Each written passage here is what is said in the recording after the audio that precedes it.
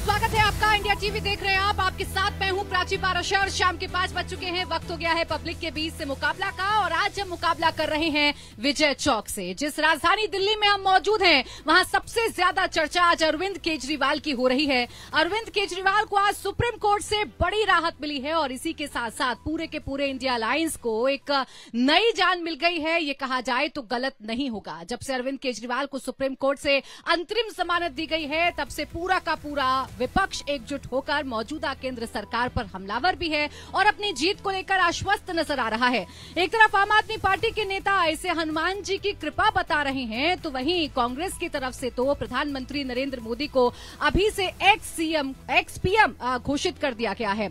इसके साथ ही साथ भारतीय जनता पार्टी कह रही है कि ये तो बेशर्मी है जो इस तरीके से बेल ली जा रही है।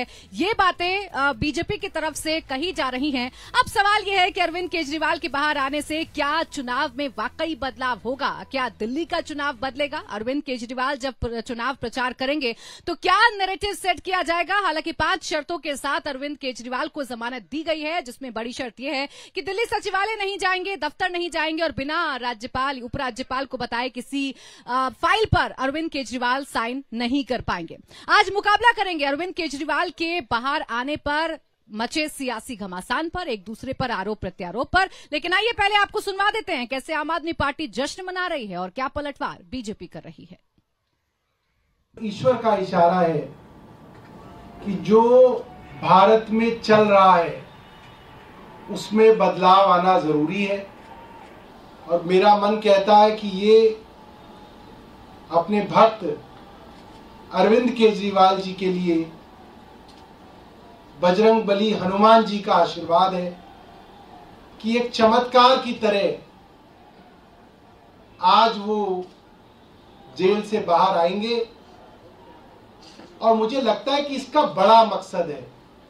ये कोई साधारण बात नहीं है, ये बहुत असाधारण बात है जो हो रही है, और एक बड़े मकसद के लिए अरविंद केजरीवाल जी जेल से बाहर आ रहे हैं। और आपको कुछ दिनों के अंदर दिखेगा कि देश के अंदर अब बड़े बदलाव इनकी रिहाई के साथ दिखने लगेंगे। आप चोर है, लेकिन आप 1 महीना का कैंपेन करो। वो बेल बोलता है क्या? कोई रेस्पेक्टफुल लोगों बेल लेगा ही नहीं, बोलेगा आई पोलाइटली डिक्लाइन। और क्या बेल है कि आप जाओ 1 तारीख फिर वहां पास आ जाओ? तो आपने दोनों ही पक्षों के बयान सुने। एक तरफ आम आदमी पार्टी पूरी तैयारी कर रही है। अरविंद केजरीवाल जैसे ही जेल से बाहर निकलेंगे, तिहाड़ जेल से बाहर निकलेंगे, वैसे ही आप समझिए कि चुनाव कैंपेन की शुरुआत हो जाएगी। पूरी तरीके से शक्ति प्रदर्शन अरविंद केजरीवाल और उनकी पार्टी की तरफ से किया जाएगा। तो बीजेपी इसे बेशर्मी बताती हुई नजर आ रही है। अब देखिए, खास मेहमान हमारे साथ हैं। आज मुकाबला में इन्हीं सवालों पर करेंगे चर्चा। हमारे साथ हैं सिद्धार्थ यादव, भारतीय जनता पार्टी के प्रवक्ता हैं। तालियों के साथ स्वागत कीजिए। मलूक नागर हमारे साथ हैं, एमपी हैं और नेशनल जनरल सेक्रेटरी हैं आरएलडी के। आपका भी बहुत बहुत स्वागत है। डॉक्टर मनवीर छिल्लर हमारे साथ हैं, आम आदमी पार्टी के spokes person. Pradeep Bhati spokes person Samajwadi party हमारे साथ हैं, और शेखर कुमार लॉयर हैं, विजय चौक से हमारे साथ सीधा जुड़ चुके हैं। तो आप सभी का बहुत बहुत स्वागत है। सिद्धार्थ यादव जी, आज तो आप ही के साथ शुरुआत करूंगी। आप राम नाम रटते रह गए, जपते रह गए, लेकिन उनके सबसे बड़े भक्त हनुमान जी की कृपा मिली तो अरविंद केजरीवाल को मिली, आपको नहीं। प्राची जी, इतने दिन से जेल के अंदर बंद थे और इतने मंत्री बंद थे, वो सजा किसने दी थी? अरे वो भी तो हनुमान जी ने दी थी। इतने दिन से आपने दिल्ली की जनता को जिस चीज में धकेलने का काम किया, जो भ्रष्टाचार के खिलाफ की बात करके आए थे और पूरे भ्रष्टाचार के नए 30 मार्खा बन के निकल गए, तो हनुमान जी बहुत नाराज थे। पर इनको याद आ जाई, आएगी तो है ही। 21 दिन कोई बाहर आया हो, अब वो क्या क्या कर लेगा 21 दिन में? मैं देखता हूं, पहली बात तो मैं मानता हूं कि आज आपके शो में जितने दर्शक हैं, सबको पता होना चाहिए जमानत नहीं है, ये बेल नहीं मिली, इनको एक परमिशन मिली है। 21 दिन आए हैं, कुछ प्रचार करेंगे। प्रचार कहा है कोर्ट ने, कुछ और ना करें। मैं ऐसा आग्रह करूंगा, सिर्फ प्रचार करें। इधर उधर कुछ करने लगेंगे तो गड़बड़ हो जाएगी, कोर्ट की अवमानना हो सकती है। पर ये जो पूरा नैरेटिव बनाने की कोशिश की जा रही है, ये जो एक कपटीवाल हैं, इनको स्टोरी लिखने की बड़ी आदत हो चुकी। पहले कहते हैं कि आपने भ्रष्टाचार किया तो चार्ज लगाओ, हमने कुछ गलत किया है तो बताओ, बता दिया तो कहते हैं कुछ गलत किया है तो गिरफ्तार करो, गिरफ्तार कर लेते हैं तो कोर्ट में जाते हैं, बेल नहीं होती, बार बार रिजेक्ट होती है। हाई कोर्ट ने डिटेल्ड ऑर्डर में बोला बार बार ये कोर्ट में क्यों रिजेक्ट हुआ, तब ये कहते हैं लोकतंत्र बड़ा खतरे में है। और अभी जब बाहर निकल के आ रहे हैं तो आज लोकतंत्र की जीत हुई। आज से पहले तो सब कुछ ही खराब था क्योंकि ये लोग अंदर थे। मैं मानता हूं कि सुप्रीम कोर्ट ने एक भी चीज पर कमेंट नहीं किया। क्या ये अरेस्ट गलत था? क्या इनने घोटाला नहीं किया? क्या ये किंगपिन नहीं है? टिप्पणी आप मेंशन करना भूल रहे हैं कि ये गिरफ्तारी पहले भी हो सकती थी और ये गिरफ्तारी चुनावों के बाद भी हो सकती थी। चुनाव से ठीक पहले गिरफ्तारी अरविंद केजरीवाल की क्यों की गई? देखिए, सुप्रीम कोर्ट ने बिल्कुल ठीक कहा। 9 समन जिसको भेजे जाएं और वो 9 समन तक ना आए तो आज आम आदमी पार्टी के प्रवक्ता बता जाए यहाँ पे क्या बहाने बना रहे थे। अरे पहले तो कह रहे थे फर्जीवाल कि मुझे विपाशना में जाना है, विपाशना करके मुझे साधना करनी है, इसलिए मैं समन में नहीं जाऊंगा। ये तो कोर्ट का सम्मान था, ये तो कानून का सम्मान था। कोई कानून और कोर्ट से ऊपर नहीं है। हम सुप्रीम कोर्ट पे कोई टिप्पणी नहीं करते। 21 दिन की टहलने की मोहलत मिली है, 2 तारीख को वापस जाएंगे। 2022 में केस दर्ज किया, 2024 में चुनाव से ठीक पहले अरविंद केजरीवाल को आपने गिरफ्तार किया और इसी पर टिप्पणी है सुप्रीम कोर्ट की। अभी तक आप कहते थे ना चुनावों से कोई लेना देना नहीं है। देखिए, आज तो कोर्ट कह रहा है। प्राची जी, पहली बात मैं बिल्कुल स्पष्ट कर दूं, इसमें भारतीय जनता पार्टी का कोई लेना देना नहीं है। जब इनको बेल नहीं मिल रही थी तब भी हमारा कोई लेना देना नहीं था, मिल गई तो भी हमारा कोई लेना देना नहीं। देश में एजेंसियां हैं, कानून है, संविधान है, कानून के हिसाब से सब कुछ चलता है और कोई चुनाव से पहले कार्रवाई नहीं हुई। मैं पूछता हूं, नवंबर से 9 समन दिए गए। ये कह रहे थे मध्य प्रदेश में जाकर के चुनाव करना है, इसलिए मैं ईडी के सामने नहीं जा सकता। और मध्य प्रदेश का क्या रिजल्ट आया? नोटा से भी छोटा थे, नोटा से भी छोटा थे केजरीवाल। सर्वोच्च अदालत ने जो कहा है चर्चा तो उस पर ही करनी पड़ेगी ना सिद्धार्थ यादव जी। आप जो नैरेटिव बना रहे हैं, जो नैरेटिव आम आदमी पार्टी बना रही है, उससे इतर आज जो कोर्ट में हुआ चर्चा तो उसी पर होगी। अब मनवीर छिल्लर साहब, आपके चेहरे पर मुस्कुराहट भी नजर आ रही है, आपके चेहरे पर आज संतोष भी नजर आ रहा है। जो एक लंबी लड़ाई आप लोग लड़ रहे थे, आज कम से कम आपके नेता 21 दिनों के लिए ही सही लेकिन कम से कम बाहर तो आएंगे। लेकिन ये तो बेल आपको मिली है प्रचार के लिए, ये बेल अंतरिम जमानत आपको मिली है कि आप चुनावों में पार्टिसिपेट कर सके, अपनी पार्टी के लिए प्रचार कर सके। आपको कोई और राहत तो मिली नहीं है, बहुत बड़ी जीत तो हुई नहीं है। देखिए प्राची जी, ना मैं गिरा ना मेरी उम्मीदों के मीनार गिरे, मगर मुझे गिराने में कुछ लोग बार बार गिरे। तो बीजेपी के प्रवक्ता साथी यहाँ पर बड़ी बातें करते हैं, तो मैं सबसे पहले ये कहता हूं कि हम ईडी से सवाल पूछते हैं तो बीजेपी किस लिए जवाब देने आती है? सवाल जब ईडी से है, इन्होंने संवैधानिक संस्थाओं की स्वायत्तता को नष्ट करते हुए जानबूझकर लोकतांत्रिक तरीके से एक प्रचंड बहुमत से जीते हुए मुख्यमंत्री को जबरदस्ती जेल में डाला है और इसका जवाब सुप्रीम कोर्ट ने समय समय पर दिया। जब भी संविधान में खतरे में आया है, सुप्रीम कोर्ट आगे आया है और उसने अपने निर्णय दिए हैं। इलेक्टोरल बॉन्ड उसका प्रमाण है, चंडीगढ़ इलेक्शन उसका प्रमाण है। ऐसे ही आज अरविंद केजरीवाल जी को चुनाव के लिए राहत देने के बाद यह स्पष्ट हो गया है कि लोकतंत्र, जब तक हम लोग इस धरती पर हैं, हम लोकतंत्र को नहीं नष्ट होने देंगे। बीजेपी के हाथों लोकतंत्र को नष्ट नहीं होने देंगे। इसके साथ ही मैं एक चीज बीजेपी के साथी से पूछना चाहता हूं कि भाई आपको केजरीवाल जी से इतना डर क्यों लगता है? जब देखो आपके मुंह पे केजरीवाल केजरीवाल, उनके उल्टे सीधे नाम करते रहते हो, बोलते रहते हो। सभ्यता नहीं, मर्यादा नहीं। या मोदी जी के बारे में कह दे तो इनको मिर्ची लग जाती है। तो सभ्यता आप दूसरों को सिखाने से पहले खुद सीखिए कि क्या सभ्यता है। सुप्रीम कोर्ट के फैसले का सम्मान करना सीखिए।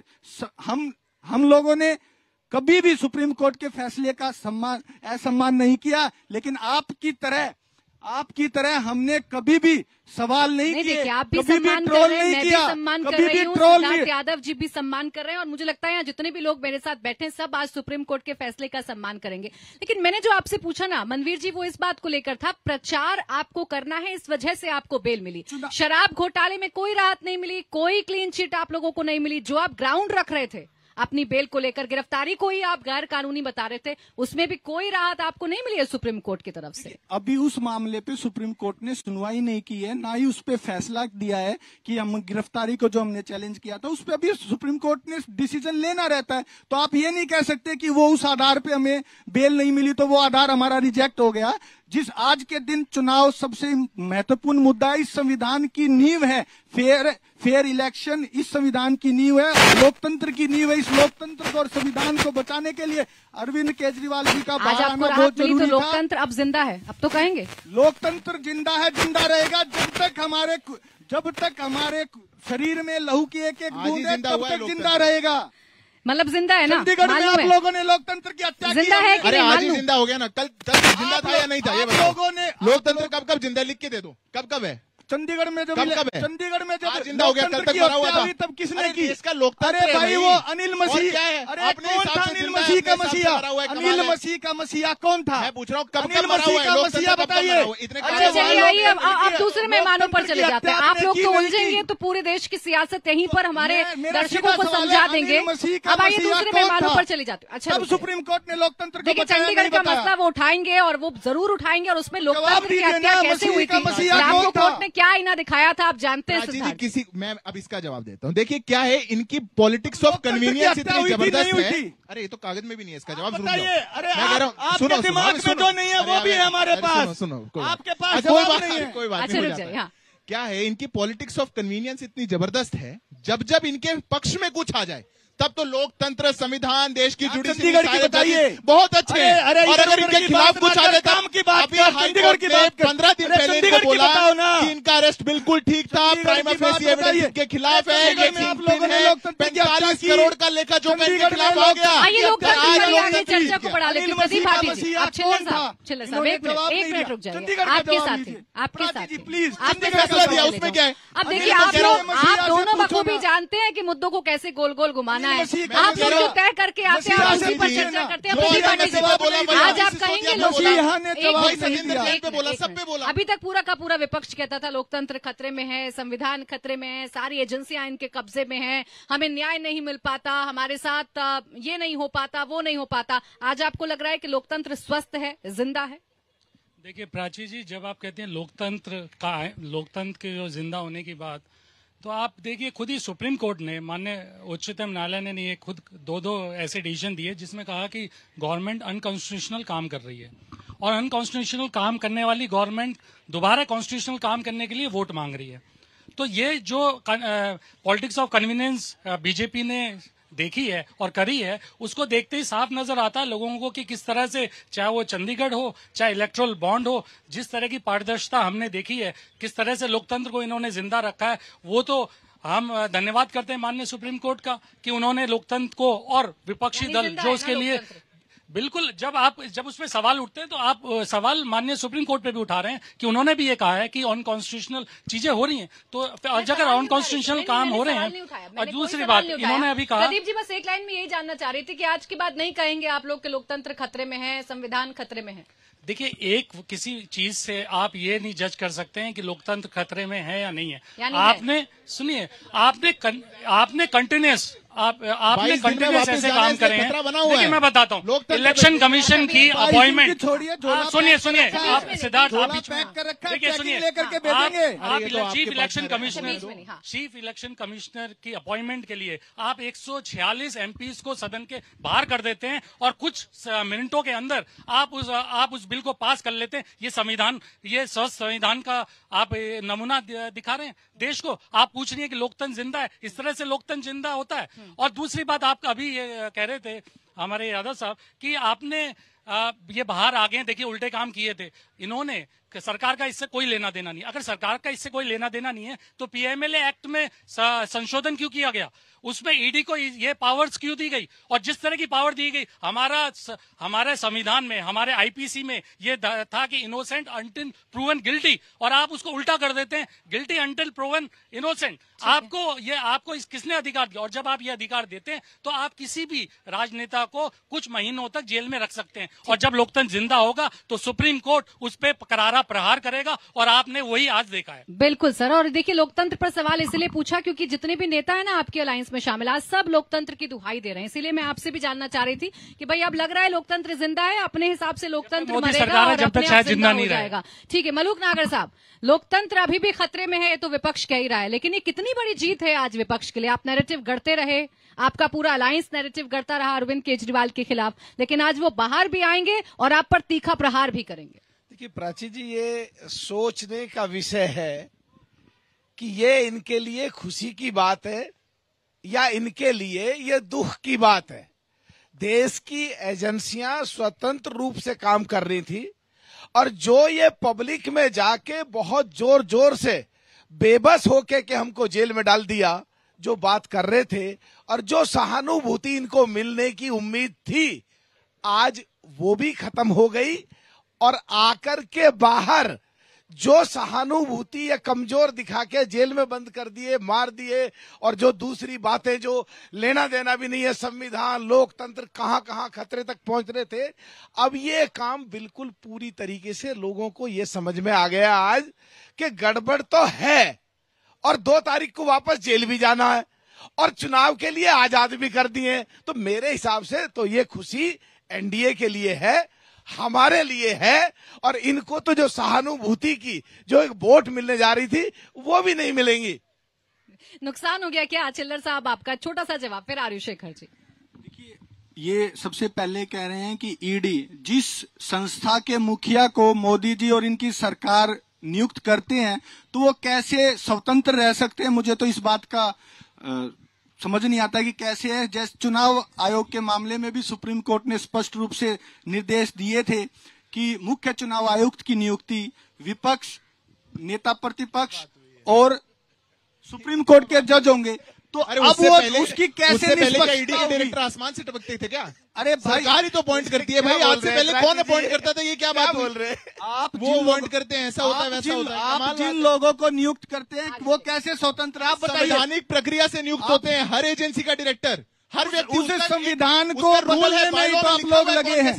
आप उस संविधान को बदलने में ही लगे हैं, इसीलिए तो संविधान खतरे में है, इसीलिए देश खतरे में है। उसी संविधान को बदल रहे हैं आप, उसी संविधान को बोल रहे हैं। था ना, उनका सवाल कुछ और था। वो ये कह रहे हैं कि ऐसा तो नहीं है, गुगली हो गई आपके साथ। जो सहानुभूति वोट आपको मिलने जा रही थी अरविंद केजरीवाल के बाहर आने पर, वो वोट नहीं मिल पाएगी। मुझे पोस्टर याद है, जेल के सलाखों के पीछे अरविंद केजरीवाल, और आपने नारा दिया था जेल का जवाब वोट से। ये शेख चिल्ली के हसीन सपने देख रहे हैं। जनता ने तय कर लिया है कि फकीर को झोला उठा के भेजेंगे और चेकिंग लेकर के भेजेंगे, बगैर चेकिंग के नहीं जाने देंगे। झोले में क्या क्या माल समेटा है सारे की तफसीस लेंगे, सारी पूछेंगे, सारी इंक्वायरी लेंगे। क्या आप लोगों से ज्यादा मुस्कुराहट तो सिद्धार्थ जी और मलूक जी के चेहरे पर मुझे अरे उनकी चेकिंग हुई थी। मुखोटा है, ये तो मुखोटा है जी, मुखोटा उतर रहा है। हुई थी जेल में, ये तो झूठा मुखोटे में माहिर है, जुमलेबाजी में माहिर है। चेकिंग ज्यादा याद आ रही है। ये जब जेल जा रहे थे चेकिंग करी केजरीवाल जी की, वहाँ पे शराब की बोतल थी जेब में, इसलिए ज्यादा याद आ रही है। ये मुस्कुराहट और 60 करोड़ मुस्कुराहट के पीछे कोई गम तो नहीं छिपा रहे सिद्धार्थ जी। आप शराब पी रहे हैं, कैसा गम? शरद रेड्डी के 60 करोड़ से आप लोग शराब पी रहे हैं। चिल्लर जी एक मिनट, आज आप दोनों ज्यादा ही मुस्कुरा रहे हैं। इधर का खेमा इतना नहीं मुस्कुरा रहा जितना आप मुस्कुरा रहे हैं। तो ऐसा तो नहीं कि कोई गम है जिसे मुस्कुराहट के पीछे छिपा रहे हैं। ये फंस गए हैं अपनी गुगली पे।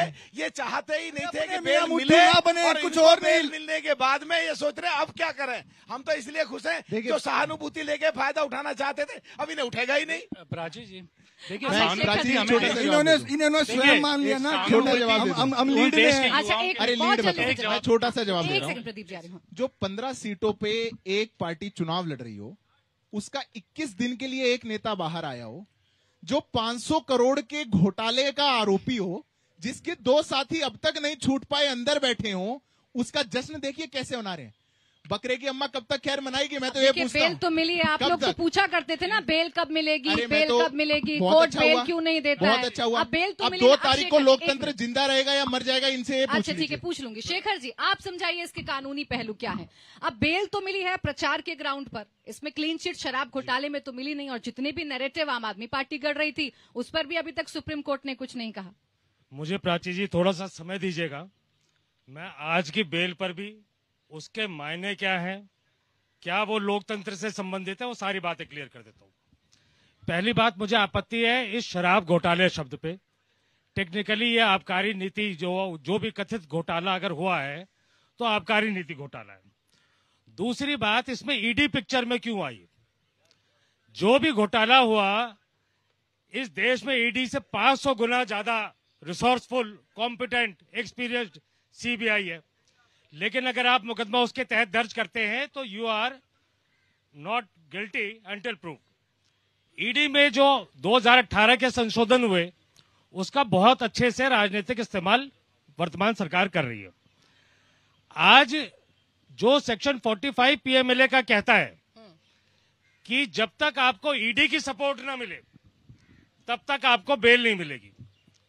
जब इसमें शरद रेड्डी जी, उन्होंने 60 करोड़ रुपए का इलेक्टोरल बॉन्ड लिया, अरविंद केजरीवाल का बयान 10वें बयान में नाम ले लिया, तो उनके पीठ में दर्द था। ईडी बिल्कुल सहमत हो गए, आज ही बहुत ज्यादा दर्द है, बेल मिल जाएगी, बाकियों को नहीं मिलती।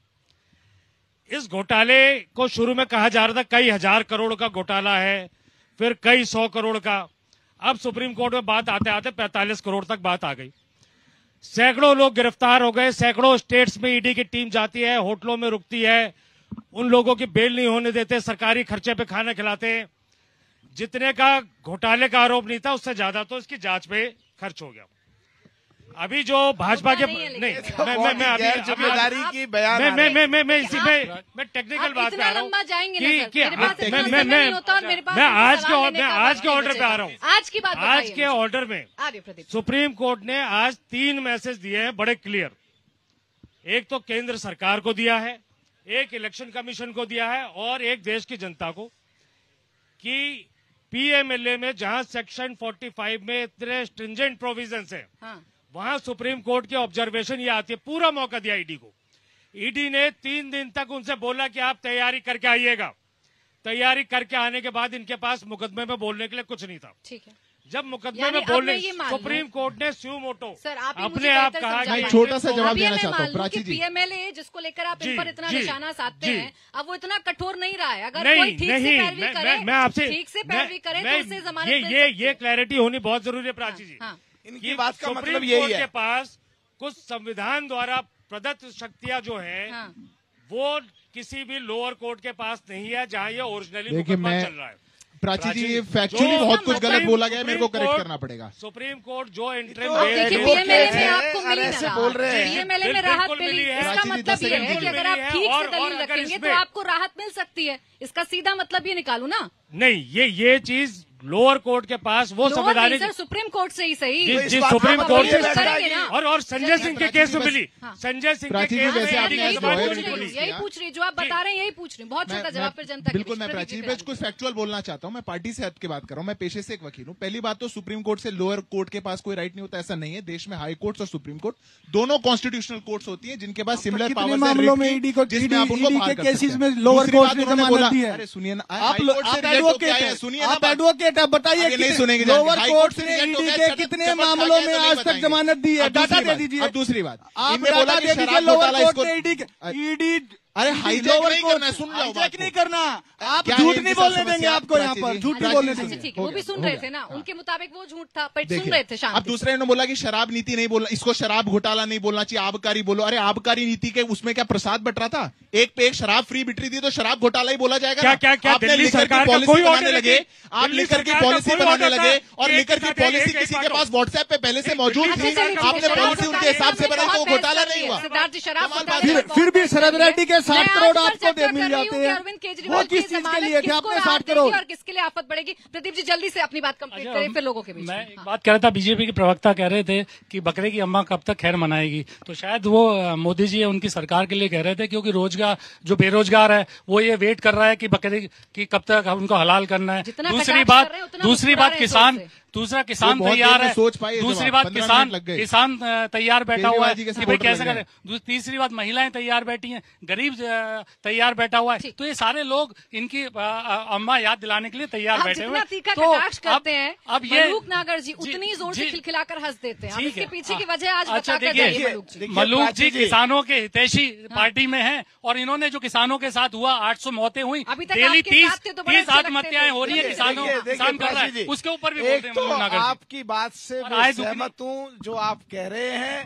आज ये सिद्ध हो गया, माननीय सुप्रीम कोर्ट के ऑर्डर के बाद अगर कहीं पे गुंजाइश है तो कानून में वो सुनी जा रही है, बगैर मतलब के चीख पुकार कर रहे हैं। दूसरी बात, दूसरी प्राची जी बस एक लाइन में। दूसरी बात, सुप्रीम कोर्ट के ऑर्डर से संबंधित हमारे साथी वकील साहब हैं, 2 वकील पैनल पर खड़े हैं।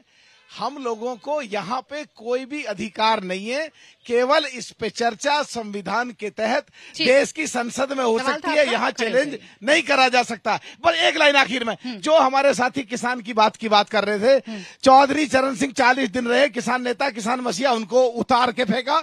अभी जयंत जी को धोखा दिया और जो राजेश पायलट किसान नेता थे, कांग्रेस ने किसको धोखा दिया? चवन्नी किसकी पलटी? कांग्रेस कैबिनेट मिनिस्टर नहीं बनाया।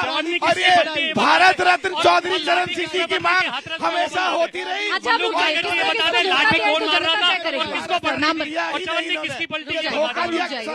मलूक जी आपने एक लाइन के लिए बोला था, मैंने आपको पूरी परमिशन दी, अब रुक जाइए। मैम मेरा आसिफ अंसारी है और मेरा बताइए अरविंद केजरीवाल को लेकर ये राहत है उनके लिए, जैसे हंस रहे हैं बीजेपी और आरएलडी वाले, कुछ परेशानी हो जाएगी विपक्ष के लिए? ये राहत तो है केजरीवाल जी के लिए, अब वो तो जनता डिसाइड करेगी कि ये राहत है या फिर आफत है, बाकी ये तो जनता पे डिपेंड करता है। और जो मेरा सवाल है बीजेपी के स्पोक पर्सन सर से है कि सर आप एक तरफ कहते हैं कि विदेशों में डंका बज रहा है, एक तरफ अमेरिका के राष्ट्रपति कहते हैं कि मानवाधिकारों का उल्लंघन कर रहे हैं मोदी जी, और फिर दूसरी तरफ हमारा डॉलर से पैसा गिर रहा है। और आज 7 मई को ऑस्ट्रेलिया के अखबार में मोदी जी का एक हेडलाइन छपता है, जिसमें वो लिखते हैं कि मोदी जी का रेपिस्ट से लिंक है। तो ऐसे क्या हमारे भारत की नकारात्मक एक प्रभाव नहीं पड़ रहा है क्या, हमारी इमेज पे फर्क नहीं पड़ रहा है? विदेशी मीडिया पर सवाल, आप भी खड़े हो जाइए। जवाब देना भी, रुक के 1 सेकंड पहले सवाल ले लूं बहुत सारे। आज के मुद्दे पर क्या सोच रहा है युवा?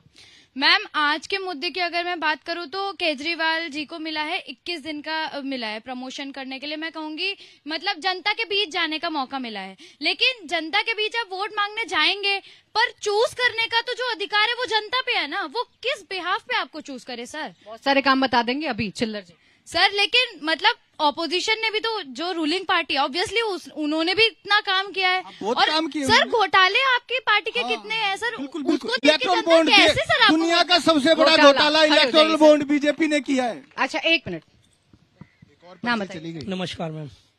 देखिए मैम, आपका आज का जो सवाल है, जो मेन मुद्दा है कि केजरीवाल को राहत मिली है या अभी आपने कहा था कि ये जो न्याय ने दिया है क्या लोकतंत्र खत्म हो गया या जिंदा है? मैं कहता हूँ लोकतंत्र अमर है, लोकतंत्र कभी खत्म नहीं होता, जिंदा रहता है। और जो हमारे युवा युवतियां यहाँ बैठे हैं कॉलेज के साथ, मैं एक टीचर के रूप में रहा हूँ, तो मैंने सबको शिक्षा दी और कई बार जिनके कारण मैं जेल में भी गया हूँ, बंद हुआ हूँ। पर मैं कहना चाहता हूँ जो केजरीवाल का शासन दिल्ली ने देखा, जो सुनहरे सपने युवाओं को, युवतियों को या लोगों को दिखाए गए, वो सुहाने जो सपने थे छू मंतर हो गए। जो प्रवक्ता बार बार बोलते थे 1 रुपया नहीं खाया, 1 सबूत नहीं मिला, तो आज का एविडेंस के ऊपर ये जेल में बंद है। आज इनको राहत भी कोर्ट इतने समय का, लिमिट समय का दे रहा है। अफसोस इस बात का है, तो हमारे युवा युवतियों को जागना होगा। ठीक है, देखिए लोकतंत्र खत्म नहीं हुआ है, लोकतंत्र मारा नहीं। हाँ बताइए, नाम बताइए। मेरा नाम मानसी है। मेरा सवाल बीजेपी, लोकतंत्र खत्म हुआ है कि नहीं? लोकतंत्र खत्म होने की कगार पे ही है। ईडी सिर्फ केजरीवाल और बाकी आम आदमी पार्टी और दूसरी पार्टियों पे काम करती है, लेकिन बीजेपी की पार्टियों पे काम नहीं करती है। ईडी के सारे दाग साफ हो जाते हैं जब बीजेपी की बात आती है तो। और मेरा सवाल है, अभी सवाल रह गया? मेरा सवाल बीजेपी के स्पोक पर्सन से है। 2022 में 4.5 लाख महिलाओं के खिलाफ केस दर्ज हुए, रेप केस और भी और दूसरे केस। एक तरफ यूपी में अमित शाह जी कहते हैं कि 12 बजे के बाद आप महिलाएं सोने गहने पहन के घूम सकती है, लेकिन सबसे ज्यादा केस यूपी में ही है, 65,000 केस यूपी में। 2 सवाल हैं आपसे और 2 सवाल थे आपसे। आपसे मुद्दों को लेकर सवाल थे। हाँ, आपसे मुद्दों को ऐड कर दीजिए। 10 सवाल भी यही पूछेंगे, जवाब भी यही देंगे। तो जाइए ना, 2 सवाल आपसे थे, विदेश को लेकर था और एक महिला अपराध को लेकर था, और ये भी कि ईडी सीबीआई आपके इशारे पर काम करती है। कम से कम ये बच्ची तो बोल रही है। नहीं, पहले तो विदेश वाले सवाल पर जवाब देते हैं। बिल्कुल आपने अच्छा प्रश्न पूछा, और भारत की जो साख पूरी दुनिया में बढ़ी है वो किसी से नहीं छुपी। आज पेरिस के आईफल टावर में भी जाके यूपीआई से पेमेंट हो सकती है, और पूरी दुनिया देख रही है कि ये डिजिटल इंडिया की मूवमेंट कैसे दुनिया के अलग अलग छोरों पे जा रही है, और भारत की साख के कारण है। रशिया और श्रीलंका आपस में कह रहे हैं, रशिया और श्रीलंका आपस में कह रहे हैं, रशिया और श्रीलंका, लेके आए थे। देखो क्या दर्द हुआ, देखो क्या दर्द हुआ, कितना तेज दर्द हुआ। इनको भारत की बात सुनते ही दर्द हो जाता है, इनको भारत की बात सुनते ही दर्द हो जाता है। आज रशिया और श्रीलंका आपस में रुपये में ट्रेड सेटल कर रहे हैं। वो कह रहे हैं कि डॉलर में नहीं, हम रुपये में ट्रेड सेटल करेंगे। ये भी भारत में पहली बार हो रहा है। कोई कह रहा है मोदी इज द बॉस, कोई कह रहा है, कोई ऑटोग्राफ मांगता है, कोई इंटरनेशनल योगा डे के लिए आज तक यूनियन में जितने ज्यादा सिग्नेचर्स हुए सबसे ज्यादा भारत की बनाने वाले की भी वोट मांगते हैं। भारत की जो एक जब इतना काम है, 1000 क्लिप बनाने वाले की भी वोट मांगते हैं मोदी जी। अब मैं इस बात का जवाब इसलिए पूरा करूं, और नाम कितना बड़ा हो रहा है भाई, अरे कुछ समस्या हुई क्या, मेरे को समझ नहीं आ रहा, पता नहीं बीच बीच में क्या प्रॉब्लम है।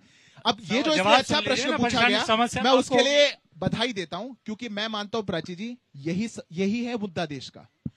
कोई हीरा की चोरी में जा रहा है, कोई खीरे की चोरी में जा रहा है। 5.5 लाख कैदी हैं, कभी कोई बाहर आ जा रहा है, कोई अंदर चल जा रहा है। कितने कैदियों पे करेंगे? ऐसे तो रोज चोर उचक के जमानत पे बाहर आ रहे हैं, कितनों पे चर्चा करें? 10 रेप जो हो रहे हैं बर्थडे वो कोई कई बार 10 रेप जो डेली हो रहे हैं उत्तर प्रदेश में, कोई कहता है कि ईडी, अब कोई कहता है जो डेली हो रहे हैं उनके ऊपर जवाब देंगे। प्रदीप जी, 10 रेप जो हो रहे हैं डेली उत्तर प्रदेश के अंदर, अब मैं एक बात बताता हूँ, मौका उनका भी आएगा और आवाज मेरे पास भी। अभी देखना जलवा, अभी देखना इनकी क्या है बात। इनके साथ जो ईडी के लिए कहते हैं कि ऐसा हुआ वैसा हुआ, मैं बस एक बात अंतिम में युवाओं को कहना चाहता हूं, देश के लिए भ्रष्टाचार नासूर है, उसका महिमा मंडन नहीं करना चाहिए। No compromise. अगर ईडी कार्रवाई कर रही है और 1 लाख करोड़ के एसेट्स को सीज किया गया है, 850 ऊपर चार्जशीट दर्ज की गई है, तो इस पर नो कॉम्प्रोमाइज। भ्रष्टाचार की बात कर रहे हैं, नहीं दोनों एक साथ बोलेंगे।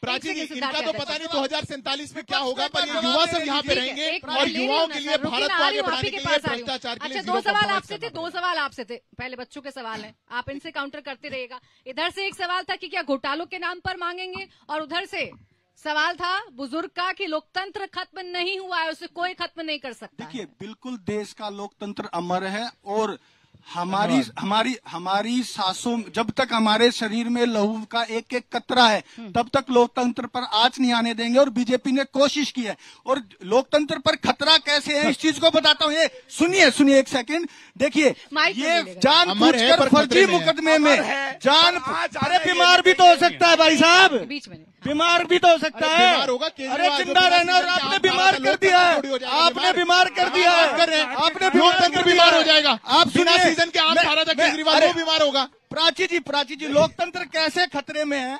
फर्जी मुकदमे में विपक्ष को जानबूझ करके जेल में ठोका जाता है। इनको विपक्ष मुक्त राजनीति चाहिए, प्रश्न मुक्त, इनको विपक्ष मुक्त राजनीति चाहिए, प्रश्न मुक्त मीडिया चाहिए, और बहस मुक्त मीडिया चाहिए, प्रत्याशी मुक्त चुनाव चाहिए, और दिमाग मुक्त अंधभक्त चाहिए। ये इनका लोकतंत्र है जो ये लोकतंत्र चाहते हैं। ये पर्ची लाए, ये पूरा लिख के लाए, ऐसे अच्छी बात है क्या? देखिए पेपर में, अरे भाई जवाब दो आप, सुनिए सवाल, ये व्हाट्सएप खोल के यूपी, अरे भाई ये इंडिया टीवी की बहस है, यूपी का एग्जाम पेपर नहीं है जो लीक हो जाता है। ताली बजाओ राजस्थान के लिए, ताली बजाओ राजस्थान के लिए। देखिए वो बता रहे ताली, ये यूपी का पर्चा नहीं है जो लीक होता है। आपके पास जवाब नहीं, आपके पास जवाब नहीं, निजी कटाक्ष दे रहे हैं। सवाल घोटाले को लेकर भी था, लोकतंत्र का सवाल था। हाँ ठीक है। दूसरा भ्रष्टाचार का सवाल था। वो तो देखिए, पूर्व से पश्चिम, सुनिए, पूर्व से पश्चिम, उत्तर से दक्षिण, जितने भी भ्रष्टाचारी है सारे बीजेपी में है। जो ये कहते थे देश का सबसे बड़ा भ्रष्टाचारी अजीत पवार, इनके पास है। बताइए क्या जो कभी आप हमें कहते हैं 15 सीटों पर इलेक्शन लड़ने वाली पार्टी का मुखिया, 15 सीटों पर इलेक्शन लड़ने वाली पार्टी का मुखिया बाहर आ जाता है, इनको फर्क नहीं पड़ेगा। बट हाँ, अजीत पवार अगर इनके पास ना आता तो इनको फर्क पड़ता। ये जवाब दोनों ही सारे पक्ष दीजिएगा। ये कौन सा चश्मा लगता है आप लोगों के कि अपने साथ आने वाले सब सदाचारी होते हैं और जो दूसरे में होते हैं वो सारे के सारे भ्रष्टाचारी? कौन कौन कहाँ गया? कौन कौन कहाँ गया? अरे कौन कौन कहाँ गया? सवाल कि हमारे साथ जो सदाचारी हैं, तो ये सवाल भी पूछेंगे आरोप किसने लगाया? आरोप तो बीजेपी लगा रही है ना इन सारों पे, तो भ्रष्टाचारी तो इनसे सवाल पूछना चाहिए। दूसरा भ्रष्टाचार की बात कर रहे थे, 3 गुना स्विस बैंक में, नहीं सुनिए, 3 गुना स्विस बैंक में काला धन जमा हो जाता है। ये भ्रष्टाचार की बात करने वाले हैं। इन्होंने इलेक्ट्रल बॉन्ड में जो चंदे से धंधा बनाया है वो भ्रष्टाचार की बात करने वाले हैं। 100 दिन में अगर काला धन नहीं आया तो किसी भी चौराहे पे मुझे बुला लेना, ये इनके नेता माननीय प्रधानमंत्री जी बोल रहे थे। तो ये भ्रष्टाचार की बात कर रहे हैं। यूपी के अंदर सचिवालय भर्ती घोटाला होता है, सारे मंत्री संतरी और अपने बेटे और बेटियों को दे दिया जाता है, यहाँ तक कि मंत्री के भाई अपने आप अपॉइंटमेंट लेटर इशू कर देते हैं। ये भ्रष्टाचार की बात कर रहे हैं। तो ये लोग जो भ्रष्टाचार की दुहाई दे रहे हैं, ये खुद भ्रष्टाचार में सर नाक तक डूबे हुए हैं। इनका भ्रष्टाचार, परिवार लड़ रहा है चुनाव। दूसरा सारे भ्रष्टाचारी इनके पास हो गए। मोदी जी ने कहा एक भी भ्रष्टाचारी को नहीं छोड़ूंगा, उसके बाद अगली लाइन भूल गए कहना कि सारों को अपने साथ ले लूंगा। तो सारों को अपने साथ ले रहे हैं, एक भी को नहीं छोड़ने वाले। भ्रष्टाचारी जमा करो पार्टी है, भ्रष्टाचारी जमा करो पार्टी, सारे भ्रष्टाचारी जमा कर लिए। डरा धमकाकर अपने साथ लेकर आती है क्या भारतीय जनता पार्टी? के आरोप लगाएंगे जितने बड़े भ्रष्टाचार का उतना बड़ा नेता हमारे साथ आ जाएगा। देखिए, अगर ये बात सोचने की जो आप ये प्रश्न कर रहे हैं, तो हमारे भाटी जी मेरे बहुत प्यारे भाई हैं समाजवादी के, और मेरे बढ़िया रिलेशन है। माननीय मुलायम सिंह जी पे आय से अधिक संपत्ति का केस और माननीय मायावती जी पे आय से अधिक संपत्ति का केस कांग्रेस ने लगाया, तो क्या उस समय ये मिसयूज हो रहा था? बिल्कुल। क्या अमित शाह जी पे केस लगाए? क्या अमित शाह जी पे? हमने इस बात को पहले तो ये साफ इसका मतलब है, पहले भी कह दिया। इसका मतलब है प्राची जी, समाजवादी के प्रवक्ता ये एडमिट कर रहे हैं आज सो कॉल्ड इंडिया गठबंधन के जो साथी है कांग्रेस के, कांग्रेस ने समाजवादी के साथ गलत काम किया। चलिए, थैंक यू वेरी मच इस बात के लिए। दूसरा, अमित शाह जी को केस लगा के जेल में डाल दिया इन्होंने, तो क्या उस समय ये गलत थे? या कांग्रेस ने हमेशा देश की सरकारें तोड़ी, लोगों को उठा के जेल में बंद करा, तो क्या उस समय कांग्रेस गलत थी? या ये इस बात को कह रहे हैं कि कांग्रेस से जो सीखा है उन्होंने 2 पॉइंट वो अब ये महसूस कर रहे हैं, तो ये तय करें उस समय कांग्रेस ठीक थी या कांग्रेस गलत थी? तो आज पे चर्चा हो। संपत्ति का जो इन्होंने सवाल पूछा, बिल्कुल हमें माननीय सुप्रीम कोर्ट से राहत मिली, हम बाइज्जत बरी हुए। अगर हम बाइज्जत बरी हुए, इसका मतलब सरकार थी, जिस सरकार ने लगाया या नहीं लगाया? इसका देखिए, अब मैंने ये कहा, मैंने तो नहीं कहा बीजेपी ने लगाया, मैंने कहा कांग्रेस ने लगाया। अगर हम माननीय सुप्रीम कोर्ट ने हमें राहत दी और हमने, तो अगर वो गलत थे जब तो सुप्रीम कोर्ट ने हमें राहत दी और हमें बाइज्जत बरी करा, तो हम ये कैसे कह देंगे कि वो सही था? हम क्या, कोई भी आदमी नहीं कह सकता कि गलत था? यानी कांग्रेस ने प्रथा शुरू की। देखिए, कांग्रेस ने जो प्रथा स्टार्ट की है उसमें बीजेपी बहुत आगे जा चुकी है।